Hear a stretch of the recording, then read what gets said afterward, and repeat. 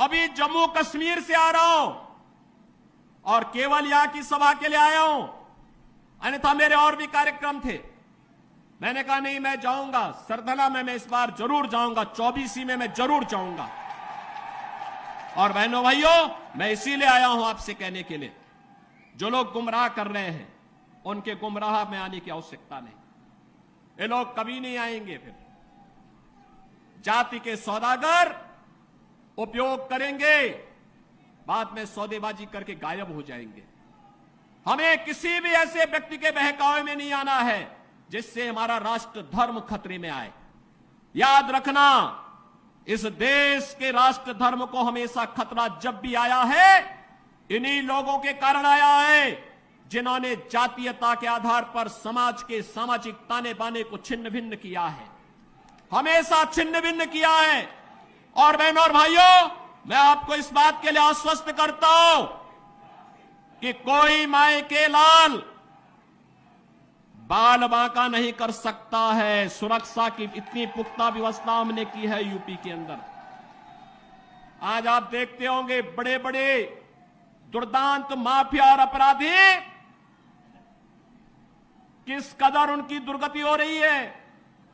आप देख रहे होंगे, जिनके नाम से ही लोग कर्फ्यू जैसा माहौल होता था, आज उनकी दुर्गति क्या है हर व्यक्ति देख रहा है। इन माफिया और अपराधियों की स्थिति क्या है, आप रोज सोशल मीडिया के प्लेटफॉर्म को उठा करके देखते होंगे। एक दुर्दांत माफिया ऐसा भी था, बहनों और भाइयों, जब समाजवादी पार्टी की सरकार के समय चलता था तो मुख्यमंत्री हो या मुख्य न्यायाधीश, इन सब के काफिले रुक जाते थे और माफिया का काफिला निकलता था। और जब हमने कार्रवाई की उस माफिया के खिलाफ और उसको रगड़ करके कोर्ट के सामने प्रस्तुत किया तो उसकी पैंट गीली हो गई थी, उसकी पैंट गीली हो गई थी। और तब हमने कहा था, उस समय उसको हमने कहा था, कानून को रौंदने वाले, आज कानून कितना बड़ा होता है यह एहसास हो रहा है कि नहीं हो रहा है। और निर्दोष लोगों को मारोगे तो मिट्टी भी नहीं मिल पाएगी। और बहनों और भाइयों, इसीलिए मैं आया हूं आपसे कहने के लिए, देखो, जिनकी गर्मी हम शांत कर चुके हैं उनको गर्म मत होने दीजिए। अब इस क्षेत्र को विकास की मुख्य धारा के साथ जुड़ने दो। उनकी सबकी गर्मी शांत हो गई है, वे गए काम से।